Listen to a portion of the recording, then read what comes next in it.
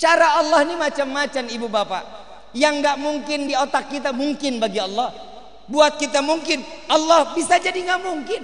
Mati-mati ke Allah kita nggak bakal bisa hitung pak. Saya jujur, saya mau cerita sedikit masalah corona kemarin kehidupan saya. Mau dengar apa enggak? Giliran gue susah lo mau dengar. Corona kemarin jadwal nggak ada, semua batal. Pusing kepala saya. Mobil ditalik leasing, kontrakan nunggak, tiap hari pikiran aja ngelihat istri ya Allah, ngelihat anak ya Allah. Tapi alhamdulillah saya berat badan naik 19 kilo. Ada untungnya nggak? Ada untungnya nggak? Saya sebelum corona saya bilang sama Habib Gures, kita doakan guru kami Al Habib Gures Baharun, Allah panjangkan umur sehat afiah. Ini guru luar biasa. Saya dapat ilmu banyak tapi nggak ada di kitab. Nggak pernah ada di kitab. Satu riwayat saya pernah jalan beliau yang bawa mobil, saya duduk samping beliau. Beliau diam dari keluar pesantren kurang lebih 15 kilo, diam aja Habib. Yang namanya murid kan nggak berani nanya, Habib kenapa? Nggak berani. Urusan tongkat sampai jidat. Ini di adabul insan harus nih. Taklim muta'alim juga begitu. Kalau guru nggak ajak ngomong, jangan ngomong. Kalau anak sekarang kan beda, murid nyerocos aja. Tanya Habib, tanya ulama yang lain. Satu tanya, satu jawab, tanya lagi. Terus ditusuk aja gurunya, kan kesian. Lihat gurunya tuh, lihat Habib Ali, nggak gemuk-gemuk akhirnya. Pertanyaan demi pertanyaan, bahaya. Saya tanya, Habib ngomong sama saya. Saya duduk nggak berani nyender, saya duduk agak ke depan. Saya pangku tasnya beliau. Senderan Ki katanya beliau. Saya sender, alhamdulillah. Pegel juga belakang kan. 15 kilo Habib. Belakang. Alhamdulillah sender. Ente tahu kenapa dari tadi Anda diam aja? Enggak tahu Habib. 50% isi kepala Anda konsen ke depan jalan. Karena dia yang menyetir, karena Habib yang nyetir. 50% lagi Anda pikirin pondok. Anda pikirin bagaimana majlis, Anda pikirin bagaimana keluarga, saya pikirin lagi bagaimana kehidupan kelak di yaumil qiyamah saya dan beserta keluarga. Kita pernah mikir ke situ? Pernah? Nggak usah dijawab, hati aja yang ngomong. Kalau dijawab mah malu. Yang namanya murid pengen selalu bikin senang guru. Ya udah Habib, kalau gitu Habib butuh refreshing. Kalau zaman sekarang mah bilang harus healing. Yuk Habib kita healing yuk. Habib suka lautan atau suka gunung? Beliau kesenyum sama saya. Ayo Habib pilih mau yang mana. Ana nggak butuh refreshing Rifki, ana butuh taufik hidayah dari Allah. Pernyataan seorang guru yang akan diajak gembira oleh seorang muridnya, tapi semua hati dan pikirannya dikembalikan kepada Allah.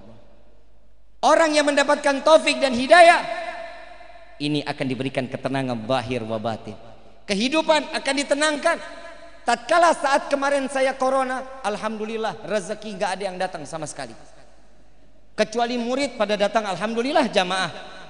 Yang bawa cabai 2 kilo, ada yang bawa, kalau Jawa Barat di tempat saya sayuran banyak Pak, banyak, makanya pindah ke Kuningan dah. Yang bawa tomat, ada yang bawa kentang, yang bawa beras ada. Tapi kalau di sini ulamanya pada dibawain kagak? Enggak. Giliran datang jamaah, Habib, Ustadz, doakan saya semoga sukses. Udah sukses mah lupa. Ada yang ngasih sesuatu, ada.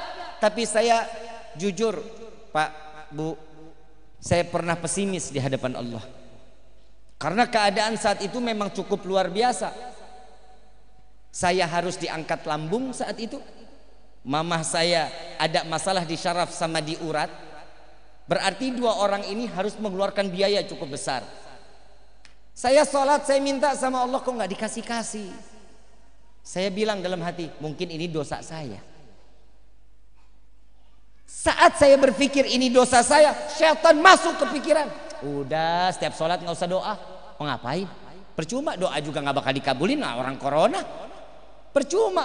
Setiap doa nggak bakal jadwal datang, nggak mungkin.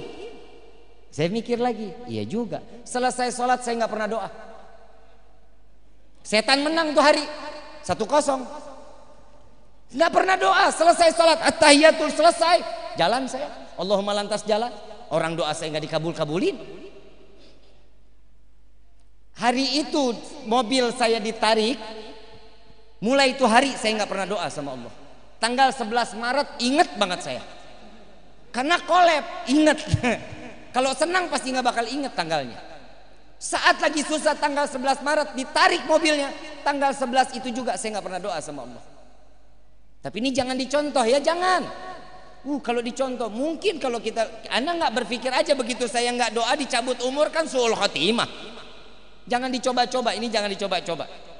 Don't try this at home. Kalau orang Pangkalan Bun bilang mah begitu. Begitu subhanallah.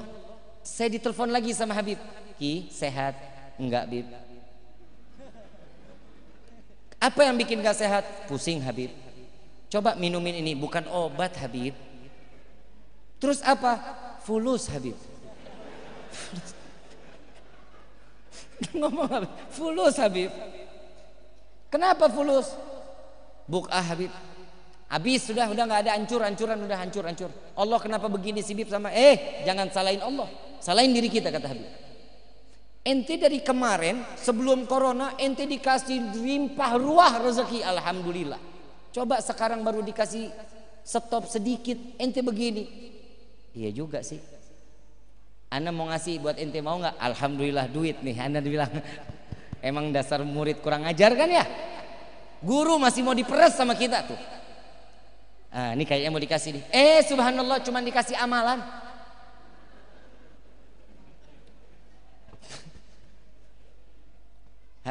Bib, Rifki lagi stop doa. Kenapa? Sombong sekali ente Ki. Tuh jawaban guru tuh. Sombong, kita nggak pernah doa dibilang sombong. Ya bis gimana kita berdoa nggak pernah dikasih? Nih baca nih. Mau amalan pelunas hutang mau? Kelihatan sih mukanya. Mau amalan pelunas hutang mau nggak? Bayar. Lah itu amaliyah yang paling benar loh. Ada utang, udah selesai. Saya mau ngasih ijazah sholawat mau? Mau nggak? Giliran duit aja mau dah. Saya baca ntar lanjutin ya. Ya Rabbi salli ala Muhammad. Ya Rabbi salli ala Muhammad. Saya baca satu, ikutin saya, ntar saya baca lanjutannya, ikutin lagi. Boleh? Ya Rabbi salli ala Muhammad. Waftah minal khairi kulla mughlaq. Ya Rabbi salli ala Muhammad. وافتح من الخير كل مغلق يا ربي صل على محمد وافتح من الخير كل مغلق. Habib Gores ijazahkan saya salawat ini. Sebagaimana kami diijazahkan oleh guru-guru kami, maka salawat ini kami ijazahkan pula kepada antum semua. Dibacanya kapan Bib? Rifki tanya. Bacanya asar 10, subuh 10. Oh baik, dibacalah. Tetap dalam hati masih pesimis. Doanya aja bertahun-tahun kurang dikabulin, apalagi yang cuma 10-10. Kan begitu logika seorang manusia. Begitu saya amalin 1 hari, 2 hari, tanggal 12 saya amalin 12, 13, 14 sampai akhir belum kunjung datang rezekinya. Sabar, tapi tetap saya baca terus. Saya baca, saya yakin ini wasilah dari guru. Nggak mungkin kalau nggak ada sebab sanatnya. Saya minta terus kepada Allah. Subhanallah, tanggal 1 April ada anak laki-laki umur 25 tahun. Muda apa tua? 25 tahun datang ke rumah saya. Assalamualaikum Habib. Waalaikumsalam Habib. Sehat? Sehat alhamdulillah.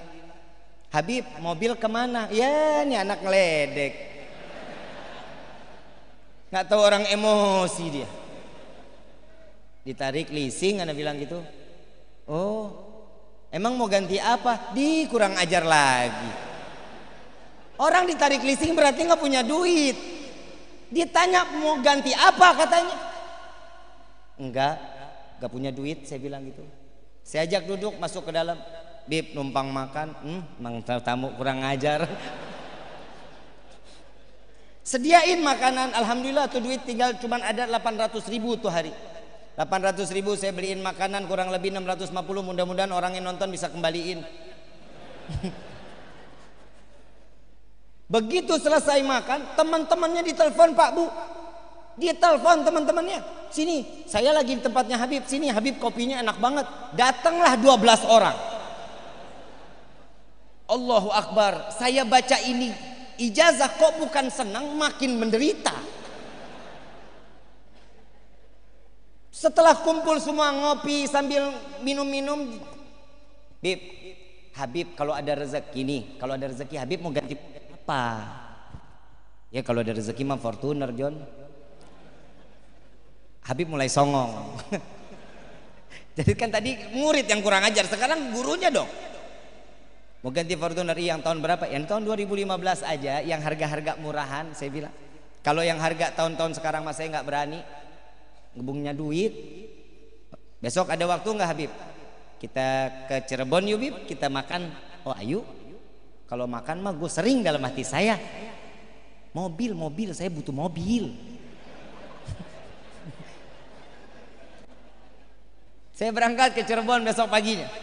Makan di rumahnya beliau. Datanglah satu makhluk manusia, Anam namanya. Nih orangnya masih hidup. Nih saya jadiin driver dia sekarang. Sekarang dia naik pesawat. Dia yang sekarang driverin pesawat saya. Ini makhluk datang Pak bawa mobil. Saya lagi liatin nih anak bawa mobil siapa.